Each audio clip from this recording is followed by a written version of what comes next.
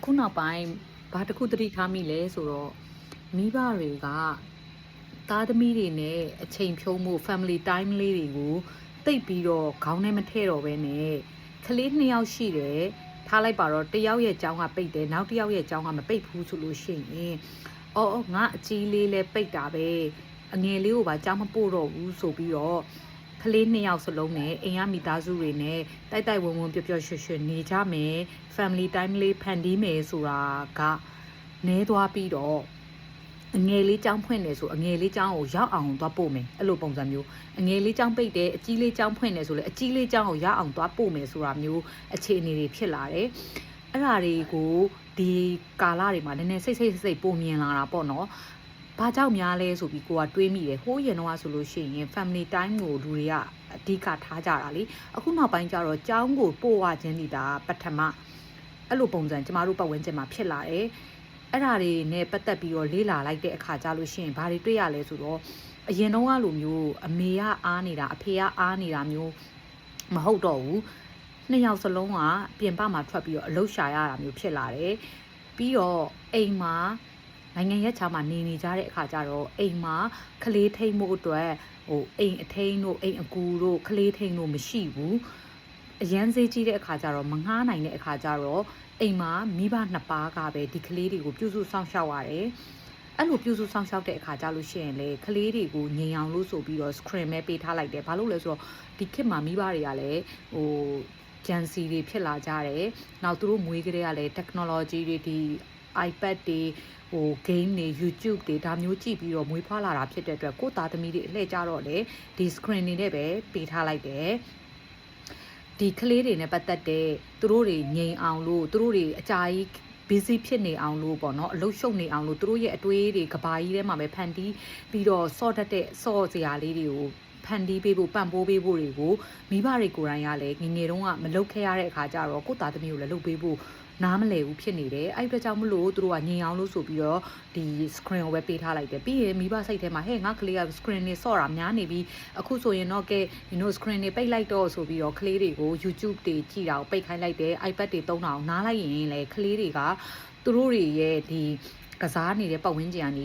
ချက်ချင်းထွက်လိုက်ရတော့တကယ်ပြင်ပလောကမှာသူတို့ဘာလုပ်ရမှန်းမသိဘူးအပြင်မှာထွက်ပြီးတော့စပိန်နေစီးတာတွေ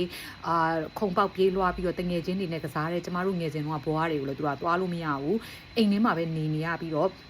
ဂိမ်းကလည်းဆော့လို့မရတော့ဘူးအချိန်ကလည်းကုန်သွားပြီဆိုတဲ့အခါကျတော့သူကစပြီးတော့တယောက်နဲ့တယောက်ရန်လိုလာကြတယ်တယောက်ကိုတယောက်ရိုက်ကြတယ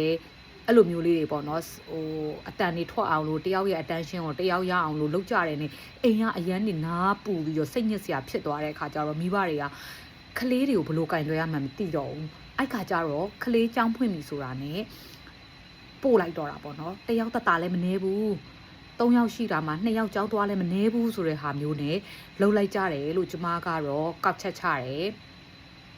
ကလေးတွေကိုအိမ်မှာပြုစုထိန်းသိမ်းရတာတိခေတ်မှာတော်တော်ခက်ခဲပါတယ်ခုနပြောသလိုသူတို့ကအရန်အော်နေပြီးဒုံတိုင်းနဲ့လုံနေပြီးခုံပေါက်ပြီးတော့စော့နေပြီးခုံတွေကိုတွန်းပြီးတော့ရွှေ့ပြီးတော့စော့ခြင်းပြီးဆိုရင်ဒါနားလေလို့ရမှာကသူတို့က outdoor energy တွေအိမ်ထဲမှာပြနေပြီအဲ့လိုအချိန်ကြလို့ရှင်ကျမတို့ကအောက်ကိုဆင်းပြီးတော့စော့လို့ရတဲ့အခြေအနေဖန်တီးလို့မရဘူးဆိုအိမ်ထဲမှာမိဘတွေကဒီအတန်လေးနဲ့เนาะတယောက်ကိုတယောက်တက်ကြတဲ့အတန်လေးအော်ကြတဲ့အတန်လေးနဲ့မိဘတွေကလည်းကလေးတွေကိုပြန်ပြီးတော့နင်တို့ဘာဖြစ်လို့အော်နေရလဲဆိုပြီးပြန်အော်မိတယ်ဒါမျိုးအခြေအနေတွေဖြစ်လာတယ်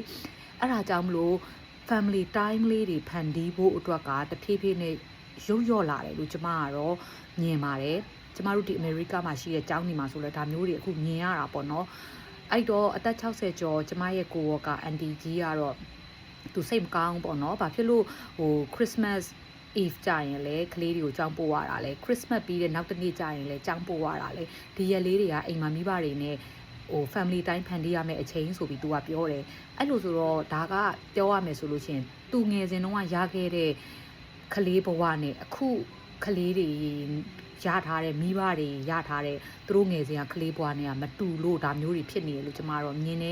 ယ်ငယ်တုန်းကဆိုရင်ကျမတို့ကအဖြစ်နေမှာထွက်ပြေးစော်လို့ရတယ်အိမ်တွေမှာဂိမ်းတွေမစော့ဘူး iPad တွေမသုံးဘူးဖြစ်တဲ့အတွက်အိမ်ထဲမှာပဲဘလိုလေးတွေဖန်တီးပြီးတော့နေမလဲဆိုတာကိုလူကြီးတွေကလုပ်ပေးတယ်ကလေးတွေကလည်းအဲ့ဒါတွေကိုလိုက်လုပ်တော့အကျင့်ပါတယ်အဲ့လိုလေးတွေ ဒီခေတ်မှာကြတော့အရန်ဆုပ်ယုပ်လာတယ်လို့ထင်တယ်အဲ့ဒါကြောင့်မလို့ကိုယ့်ကလေးတွေကိုဘလို့ idea လေးတွေနဲ့အိမ်မှာငြိမ်းနေအောင်လို့သူတို့တွေအကြာကြီးပါဝင်ပတ်သက်လို့ရမယ့်နီးလန်းလေးတွေလုပ်ပေးမလဲဆိုတာလူကြီးကစဉ်းစားထားဖို့လိုတယ်အဲ့လိုမျိုးနဲ့မှသာကိုယ့်ကလေးတွေကိုအိမ်မှာထိမ့်သိမ့်လို့ရမှာအဆင်ပြေရဲ့အဲ့လိုမှမဟုတ်ရင်တော့ခုနကပြောသလိုပုံစံကတော့အမြဲတမ်းကျမတို့ ਨੇ နေ့စဉ်ကြုံတွေ့နေရမယ့်ကလေးတွေကိုပြုစုစောင့်ရှောက်နီးလို့ပဲကျမကထင်တယ်ကလေးတွေကိုငြိမ်အောင် iPad ပေးလိုက်မယ် iPad ပေးတာကိုတင်လိုက်ပြီးလို့ရှိရင်နားကြီးတာတွေမခံနိုင်တဲ့အခါကျတော့